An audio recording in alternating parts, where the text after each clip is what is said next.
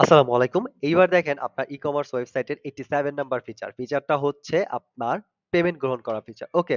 So এটা order manager under একটা feature. অনেক সময় দরকার হয় যে আপনার কাস্টমার থেকে কিছু পেমেন্ট অ্যাডভান্স পেমেন্ট নেন বা বিভিন্ন কারণে পেমেন্ট করছে ওইটা আপনি আপনার ইনভয়েসের আন্ডারে রিসিভ করবেন। যেন হচ্ছে কন্ডিশনটা ঠিক থাকে। আচ্ছা চলেন আপনাকে প্র্যাকটিক্যাল উদাহরণ দিয়ে বুঝাই তাহলে আপনি একটা ভালো আইডিয়া পাবেন। আচ্ছা তার আগে চলেন আমি এই ইনভয়েসটা যে এর আগের বার আপনাকে আমি দেখানোর জন্য ডিসকাউন্ট ৳১৫০ ছিল ডেলিভারি চার্জ। আমি হচ্ছে 0 করছিলাম। সো এটাকে আবার আপডেট করে নেই আগের মতো। চলেন এখন একটা উদাহরণ দিয়ে আপনাকে বুঝাই। মনে করেন এই পণ্যের মূল্য হচ্ছে ৳১৮০০ এই ইনভয়েসে আপনার ডেলিভারি চার্জ আছে ৳১৫০, রাইট? আর মোট ৳১৯০০ কুপন ছাড় ৳৫০ আছে আর হচ্ছে আপনার আ মানে পরিশোধযোগ্য ৳১৯০০ আছে। পরিশোধ ৳১ হয় নাই। বাকি ৳১৯০০ বা কন্ডিশন ৳১৯০০ আছে। হ্যাঁ? এখন মনে করেন আপনার বিজনেসের পলিসি হচ্ছে আপনি ৳১৫০ মানে ডেলিভারি চার্জ ৳১০০ বা ৳১৫০ আগে নেন কাস্টমারের থেকে আপনার সিকিউরিটির জন্য। যে ডেলিভারি চার্জ পেমেন্ট করে আপনাকে, তাকেই আপনি প্রোডাক্টটা পাঠান। রাইট? সো এখন মনে করেন আপনার কাস্টমার আপনাকে ঠিক আছে আপনি জানাইছেন তাকে, সে হচ্ছে আপনার ৳১৫০ আপনার বিকাশে বা কোনভাবে পেমেন্ট কইরা দিছে ম্যানুয়ালি। তখন যেটা করবেন আপনি এখন যদি ইনভয়েসটা প্রিন্ট কইরা পাঠান তাহলে কি হবে? তাহলে যেটা হবে এটার কন্ডিশন তো ৳১৯০০ আছে। ডেলিভারি ম্যান তো ৳১৯০০ ছাড়া আপনার প্রোডাক্ট দিবে না, রাইট? মানে তাকে পার্সেল দিয়া দিবে না। বাট সে তো ৳১৫০ আপনাকে আগে পেমেন্ট করছে। সো সেটার কি হবে বলেন?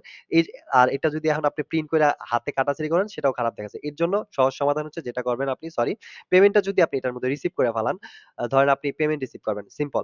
ধরেন তাহলে যেটা হবে এই ৳১৫০ এখান থেকে মাইনাস হয়ে যাবে। আর ইনভয়েস বাকি যে টাকাটা আছে ওইটা হিসাবে কন্ডিশনে যাবে। বাকি ওই টাকাটুকু দিয়ে কাস্টমার প্রোডাক্টটা রিসিভ করতে পারবে ডেলিভারি ম্যানের থেকে, রাইট? সো এটার জন্য এভাবে ম্যানেজ করবেন। চলেন আমি প্র্যাকটিক্যাল দেখাইয়া দিই। আপনি কি বলে পেমেন্ট রিসিভ কিভাবে করবেন? পেমেন্ট রিসিভ করার জন্য যেটা করতে হবে আপনি দেখেন এখানে কিন্তু পেমেন্ট রিসিভ এর বাটন বা অপশন নাই। এটার জন্য আপনাকে অর্ডারটাকে কনফার্ম করতে হবে। যে অর্ডারটা আপনি কনফার্ম করবেন, কনফার্ম করার পরেই পেমেন্ট রিসিভ এর অপশন পাবেন, রাইট? সো এটার জন্য আপনি ফার্স্ট এ যদি সবকিছু ঠিক থাকে আপনি অর্ডারটা কনফার্ম করে ফেলবেন। একটা ক্লিক করে। কনফার্ম করার পরে যেটা হবে কনফার্ম হইছে? হ্যাঁ, কনফার্ম করার পরে যেটা হবে কনফার্ম আচ্ছা রেজিস্ট্রেশন ফেল এটা অন্য কোনো কারণে হইছে। যাই হোক এলার্ট যেটা দিছিল এটা পরে এক্সপ্লেইন করব। সো কনফার্ম যেটা করবেন আপনি কনফার্ম করার পর যেটা হবে এই দেখেন এখন আপনি একটা বাটন পাবেন যে পেমেন্ট রিসিভ নামে একটা অপশন পাবেন। সো দেখেন এখন কিন্তু আপনার কন্ডিশন ৳১৯০০ ই আছে বাট আপনি কাস্টমার দেখেন ৳১৫০ আপনার পেমেন্ট করছেন। সো এখানে পেমেন্ট রিসিভ এ ক্লিক করে এখানে হচ্ছে ৳১৫০ দিবেন।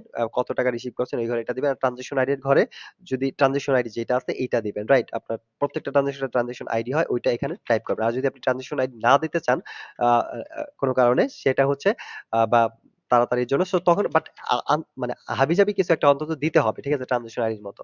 কারণ সব সেম রাখা যাবে না। ট্রান্সেকশন আইডি অবশ্যই একটা দিতে হবে। আপনি রিয়েলটা দেন আর যেটা একটা দেন বানায়া-সানায়া। ওকে? সো এটা একটা দিয়ে দেন হচ্ছে আপনি নোটে যদি কিছু রাখতে চান অপশনাল এইটা আপনার বুঝার সুবিধার্থে পরে পরবর্তীতে ট্রানজেকশন হিস্টরিতে এই রিপোর্টটা দেখতে পারবেন। নোটে যেটা রাখবেন। আর তারপর হচ্ছে আপনি সেভ এ দিবেন। তাহলে এই মানে পেমেন্টটা রিসিভ হয়ে যাবে।